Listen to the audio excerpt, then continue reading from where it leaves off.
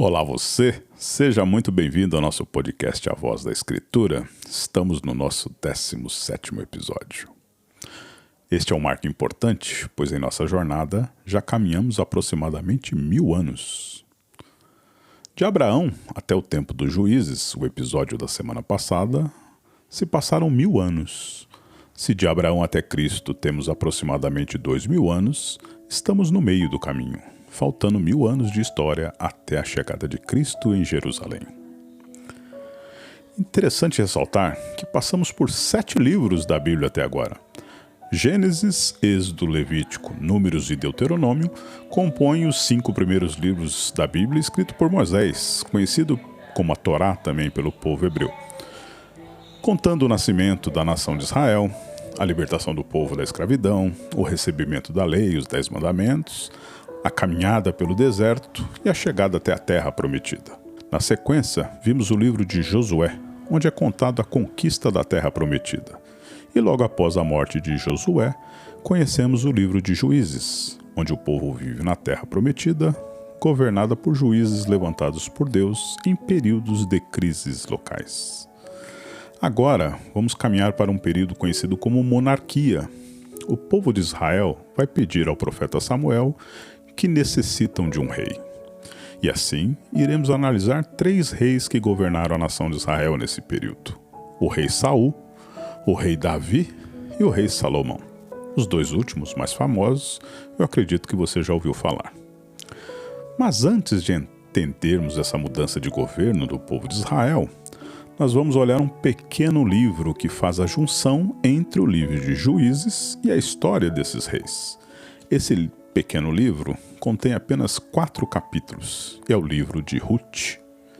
Eu disse, inclusive, no episódio passado, que é quase um conto, dada a forma literária da escrita, mas sua mensagem é muito bonita, importante e forte. E ele está localizado nesse ponto da história porque a passagem acontece exatamente no tempo dos juízes, ou seja, durante o período estudado no episódio passado. Assim, vamos então ao livro de Ruth. Um livro pequeno em capítulos, mas gigantesco em significado. Uma história de perdas e reencontros, de lágrimas e esperanças, de fidelidade humana e graça divina. E acima de tudo, um livro que mostra como Deus trabalha quando ninguém percebe, como Ele age no silêncio, como Ele conduz vidas comuns rumo a resultados eternos. Quando encerramos o livro dos Juízes, o clima era de caos espiritual, instabilidade moral, havia idolatria, um pouco de violência. Era um tempo em que cada um fazia o que parecia certo aos seus próprios olhos. Foi nesse período, nesse cenário quebrado e confuso, que a história de Ruth aconteceu, e o contraste é intencional. Quando o mundo está em trevas, Deus acende pequenas luzes em lugares improváveis. E a história que vamos contar agora é uma delas. O povo estava dividido, cada tribo vivendo por si, e a sua fé parecia oscilar entre altos e baixos. Havia fome na terra. Não só fome de pão, mas fome de Deus, fome de direção, fome de estabilidade. E é justamente nesse cenário que encontramos os nossos personagens da história. Lá em Belém de Judá, cujo nome significa Casa do Pão, o pão havia acabado. Havia seca, fome e estabilidade. E uma família comum precisou tomar uma decisão que muitas famílias tomam até hoje em momentos de crise: partir. Elimeleque, homem de Belém, decidiu migrar junto com a sua esposa Noemi e seus 2 filhos, Malom e Quilion. Eles atravessaram a fronteira e foram morar em Moabe. Moabe não era apenas um país estrangeiro. Era uma nação com precedentes históricos complicados com Israel. Eram inimigos antigos, uma cultura pagã, práticas religiosas imorais, constantes tensões aos olhos de Deus. Ainda assim, diante da fome, aquela família partiu, e foi exatamente fora de Israel que a história começou a ser escrita. O livro de Ruth não romantiza a vida, não é um conto de fadas, é uma história profundamente humana. Veja, logo após se instalar em Moabe, Noemi perdeu seu marido. Elimeleque morre e ela se torna uma viúva em terra estrangeira. Mesmo assim, tenta reconstruir a vida. Seus filhos crescem e se casam com mulheres daquela região. A Orfa e Ruth são moabitas. Mas, após alguns anos, a tragédia volta a visitar a casa de Noemi. Seus 2 filhos também morrem. E aquela mulher que partiu com uma família se vê agora completamente só, sem marido, sem filhos, sem netos, sem sustento, até sem futuro. O luto que ela carrega é tão grande que seu nome, Noemi, que significa agradável, já não parece combinar com a sua realidade. A vida para ela havia se tornado amarga.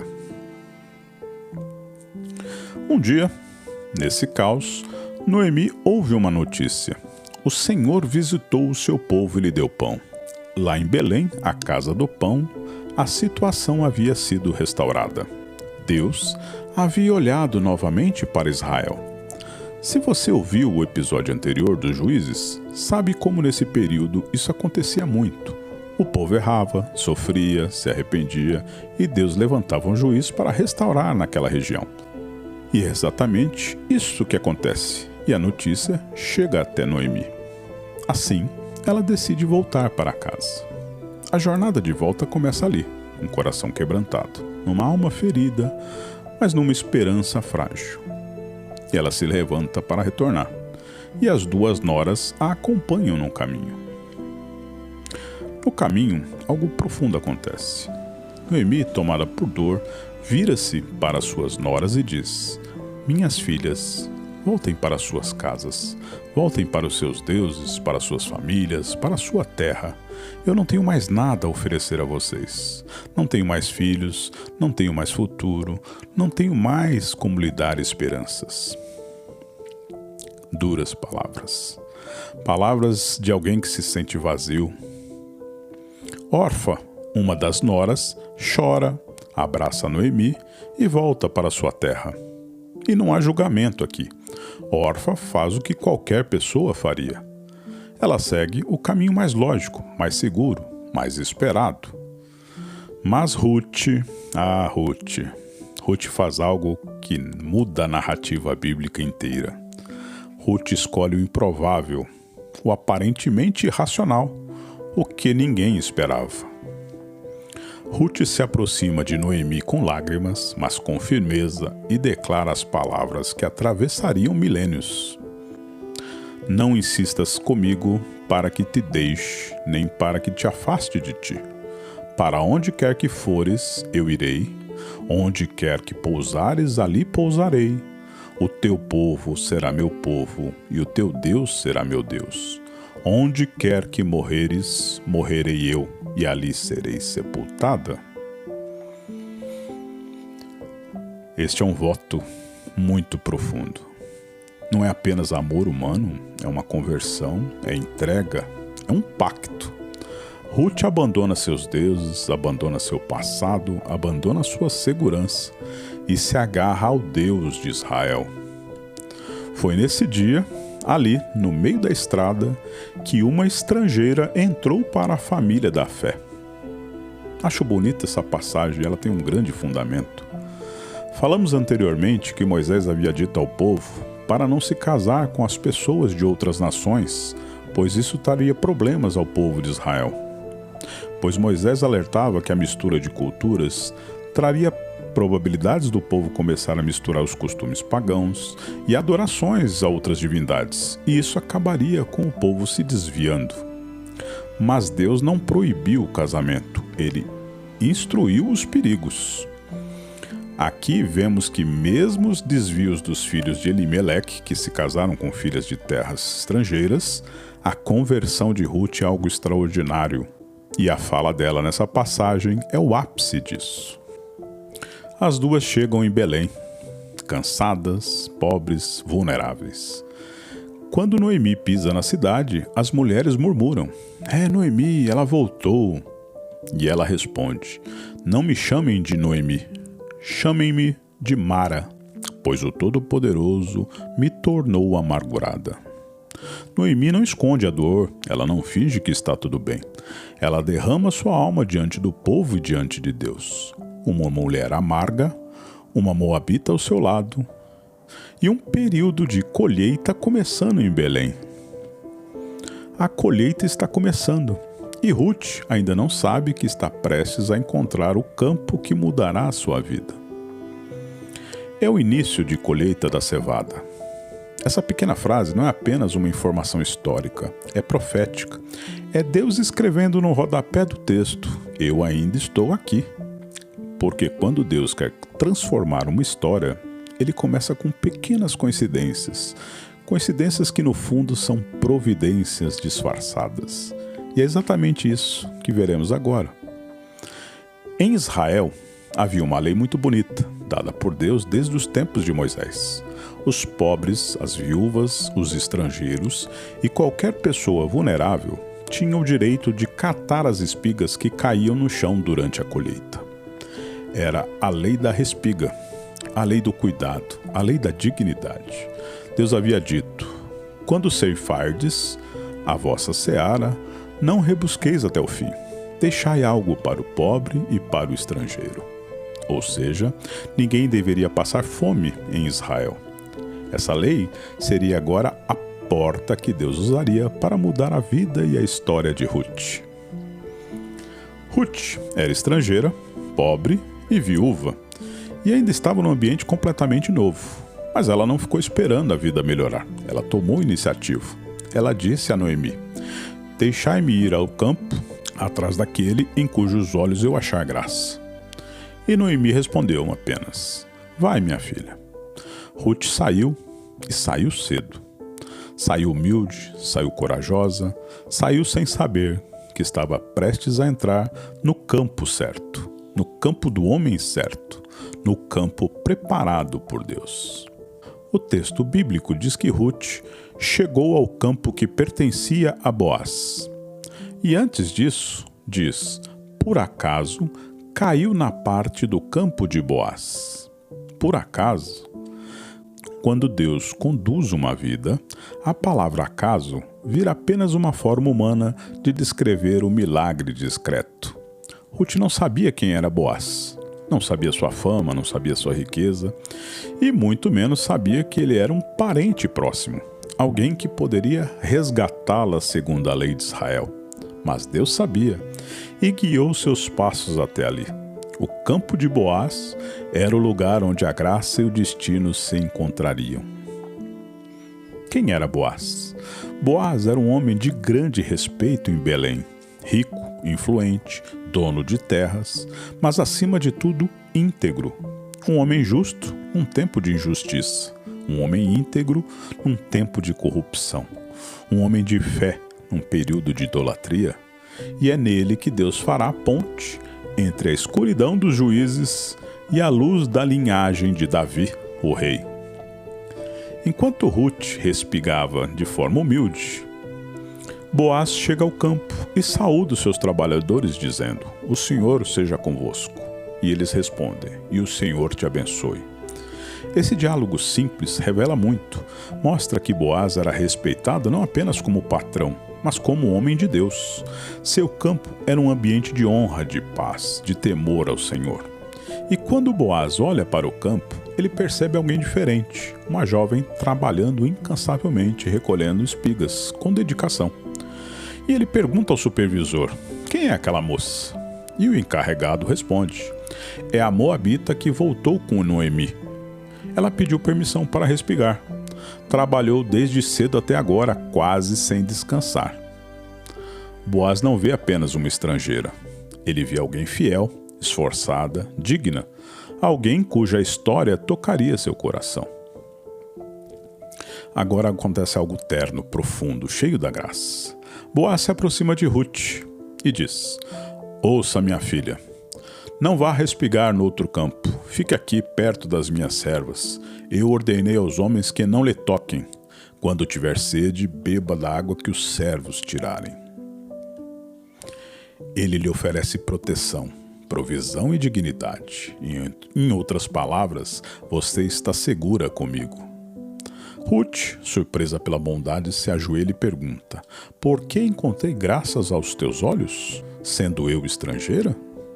E Boaz responde: bem, me contaram tudo o que fizeste por tua sogra, desde que teu marido morreu, como deixaste teu povo, tua terra, tua família. O Senhor retribua o teu feito, e seja completa a tua recompensa do Senhor Deus de Israel, sob cujas asas viestes buscar refúgio. Boaz vê mais do que os olhos humanos enxergam.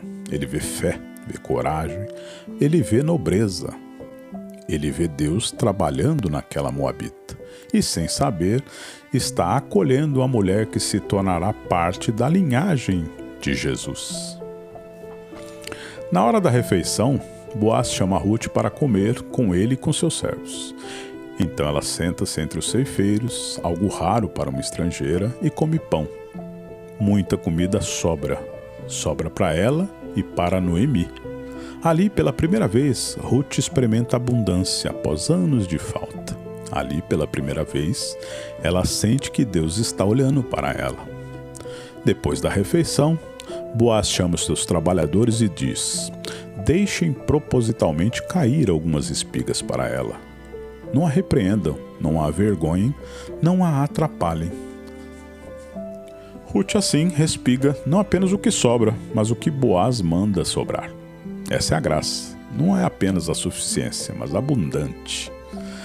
Noemi havia dito: voltei vazia, mas Deus está começando a encher a mão dela novamente. Ruth volta para casa com quase uma efa de cevada, aproximadamente 22 quilos, uma quantidade enorme para a respigadora. Noemi, surpresa, pergunta: minha filha, onde fostes trabalhar? Seja bendito aquele que cuidou de ti. E Ruth responde: o nome do homem com quem trabalhei hoje é Boaz. E então a luz volta aos olhos de Noemi, e ela exclama: bendito seja ele do Senhor. Este homem é nosso parente próximo, é um dos remidores. O coração de Noemi, antes amargo, começa a renascer. Ela percebe que Deus está em ação, que as peças estão se encaixando, que o campo de Boaz não foi acaso, mas providência. Até aqui, vimos Ruth encontrando abrigo, provisão e honra no campo de Boaz. Mas, embora a respiga tenha garantido o alimento, ela não garante o futuro. Ruth e Noemi ainda são viúvas, ainda são vulneráveis, ainda não possuem herança. E muito mais profundo, a linhagem da família de Elimeleque ainda está ameaçada a desaparecer. É neste ponto narrativa que entramos no coração jurídico e espiritual da história. A lei do remidor. Aquele que tinha o direito e o dever de restaurar a esperança de uma família destruída. E aqui, o texto bíblico deixa de ser apenas história, torna-se símbolo, profecia, a sombra do que Cristo faria séculos depois. Segundo a lei de Israel, quando um homem morria sem herdeiros, o parente próximo poderia e deveria comprar de volta as terras vendidas pela família, proteger o nome do falecido, casar-se com a viúva, em certos casos, e garantir a continuidade da linhagem, e assim restaurar a dignidade da casa atingida pela tragédia. Era um ato de misericórdia, um ato de amor familiar, um ato de responsabilidade espiritual. Esse homem se chamava-se o resgatador, o remidor. E agora, Noemi percebe: Boaz é um dos remidores. Ele pode mudar o destino de Ruth, pode trazer vida à família, pode restaurar tudo que foi perdido. Mas há um detalhe: a lei não obriga o remidor a agir. Ele pode, ou não. É um ato de voluntariedade. É amor que se oferece, não imposição. É aqui que a história se torna preciosa, porque tudo depende da graça. Noemi não é uma mulher passiva. Sim, sofreu. Sim, amargurou-se. Mas ela voltou a enxergar a mão do Senhor. Quando Ruth conta que Boaz fizera, Noemi sente dentro de si a chama reacendendo. Ela percebe que Deus está movendo as peças e ela toma a iniciativa. E ela diz: minha filha, devo buscar descanso para ti para que sejas feliz. Descanso, segurança, futuro, um lar, uma família. Noemi está pensando no bem de Ruth e também na preservação da linhagem do seu próprio marido. Então ela orienta Ruth. Boaz estará naquela noite no eirado, um local onde o grão era peneirado e protegido. Ali, depois de um dia exaustivo, Boaz dormiria ao lado da pilha da cevada para impedir furtos. E Noemi, conhecedora dos costumes do povo de Israel, diz a Ruth exatamente o que fazer. A instrução de Noemi é: levanta-te, unge-te, coloca-te teu melhor manto e vai ao eirado. Não te des a conhecer ao homem até que ele tenha comido e bebido. E quando ele se deitar, observe o lugar, chegue devagar, descubra seus pés e deite-se ali. Hoje, para nós, isso pode soar estranho. Mas no contexto hebraico antigo, isso não é um ato imoral. É um gesto cultural profundamente simbólico. É um pedido silencioso e honroso de abrigo, de proteção e de redenção. Ao descobrir os pés do homem e deitar-se ali, a mulher pedia: estende a tua proteção sobre mim. Toma-me sobre as tuas asas, sê meu remidor. Ruth não está seduzindo, ela está demonstrando honra, está dizendo em linguagem cultural: estou nas tuas mãos, faz comigo o que a lei permite e o que a graça deseja. Então Ruth responde à sogra: tudo o que me dissestes, farei. Ruth não sabe bem o que vai acontecer, mas confia. E Ruth vai. Boaz termina de comer, satisfeito, em paz, se deita lá nos pés das pilhas dos grãos, e quando a noite se aprofunda e todos dormem, Ruth se aproxima. Com o coração acelerado, ela descobre os pés de Boaz e se deita ali. A noite avança. De repente, pelo meio da noite, o texto diz que Boaz se assusta, vira-se e encontra uma mulher deitada aos seus pés. E ele pergunta: quem és tu? E Ruth responde com as palavras que atravessaram séculos: sou Ruth, tua serva. Estende a tua capa sobre a tua serva, pois tu és remidor. Essa é uma das declarações mais belas da Bíblia. Ela está dizendo: eu me coloco sob sua proteção, eu me submeto à tua graça. Eu peço que assumas as minhas causas, que resgates a minha família, que escreva comigo um futuro impossível. Boaz responde de maneira surpreendente: bendita seja tu do Senhor, minha filha. Melhor é a tua última bondade do que a primeira, pois não fostes após os jovens, pobres ou ricos. Agora, minha filha, não temas. Tudo quanto disseres, te farei. Pois toda a cidade do meu povo sabe que és mulher virtuosa. Boaz afirma a dignidade dela, testemunha seu caráter e promete agir, reconhecendo seu valor não como estrangeira, mas como mulher excelente. Mas então vem o detalhe que cria tensão na narrativa. É verdade que eu sou o remidor, mas há outro parente mais próximo do que eu. A história não está resolvida ainda. Há um remidor mais próximo, um parente que, pela lei, tem prioridade sobre Boaz. Se ele quiser exercer o direito de resgate, ele será o remidor de Ruth. Se não quiser, Boaz assumirá esse papel. Boaz faz um juramento: se ele não quiser te remir, tão certo quanto vive o Senhor, eu te remirei. Esta é a proposta, essa é a promessa que mudará o futuro. Ao amanhecer, Boaz se despede com segurança e ainda lhe dá uma quantidade generosa de cevada para levar a Noemi, e Ruth volta para casa com o coração cheio. Não há garantia ainda, mas há promessa. Ruth entra em casa. Noemi a recebe ansiosa e pergunta: como foi, minha filha? E Ruth conta tudo, cada detalhe. E Noemi, agora cheia de fé, declara: espera, minha filha, até saberes como a questão terminará, porque este homem não descansará, enquanto não resolver esse negócio ainda hoje. E Boaz não vai descansar. Ruth deve esperar. E Deus está agindo. O destino da casa de Elimeleque será decidido. A madrugada passou, o sol nasceu sobre Belém. Ruth aguarda, Noemi observa e Boaz corre. Ele não descansará enquanto não resolver essa questão. O quarto capítulo do livro de Ruth começa no lugar mais importante da vida social da época, a porta da cidade. O local onde julgamentos eram feitos, transações eram seladas e decisões definitivas eram tomadas. Boaz se senta à porta da cidade aguardando o outro remidor, o parente mais próximo passar. E como em toda a história de Ruth, Deus sincroniza cuidadosamente os passos humanos. O homem aparece. Boaz o chama. Vem cá, meu amigo, senta-te aqui. Depois disso, Boaz reúne 10 anciões da cidade, 10 testemunhas, um número que reforça o que será decidido agora será definitivo, público e irrevogável. Todos se assentam, o tribunal está formado e a história chega ao momento da virada.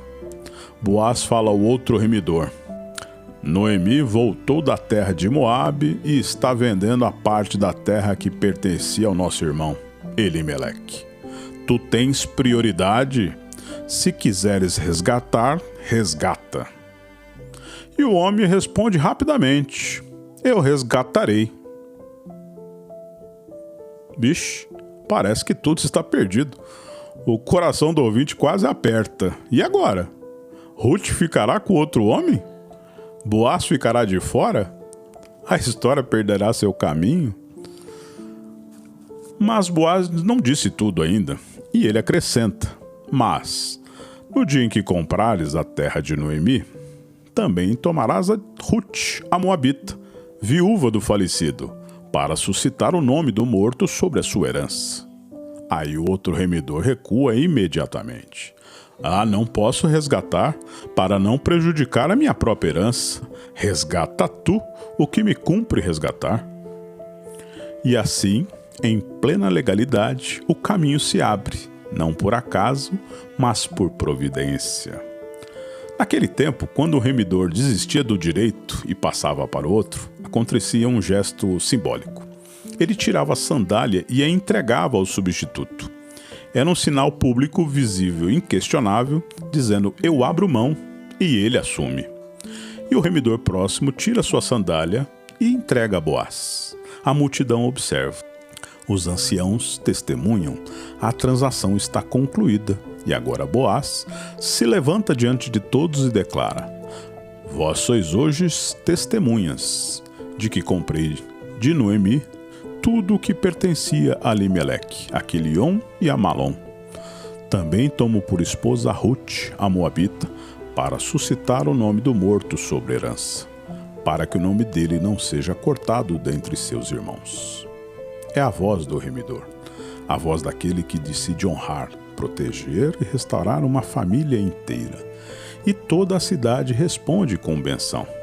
A Ruth, a estrangeira, a moabita, agora recebe a mesma benção dada às matriarcas de Israel. Essa é a graça de Deus. Boaz toma Ruth por esposa, e o Senhor concede que ela conceba um filho, o que jamais fora dito enquanto ela é casada com Malom. Agora, em Israel, Ruth é fértil. A terra árida se torna jardim. O ventre que nunca gerou vida na terra estrangeira gera vida na terra da promessa. E nasce Obed, que significa servo ou aquele que adora. Mas a verdadeira surpresa ainda estava por vir. As mulheres da cidade celebram: bendito seja o Senhor que não deixou hoje de te dar um remidor, e seja o nome dele afamado em Israel. E elas acrescentam: ele será restaurador da tua alma e sustentará a tua velhice. Essas palavras são para Noemi, para a mulher que um dia disse: chame-me de Mara, pois amarga estou. Agora ela pega o menino nos braços, e o colo que antes estava vazio volta a se encher. A esperança volta, a alma restaurada. A amargura se torna doçura. As vizinhas dizem: um filho nasceu a Noemi.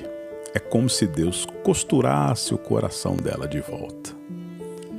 E como se fosse apenas uma nota de rodapé, o texto diz: Obed gerou Jessé, e Jessé gerou Davi.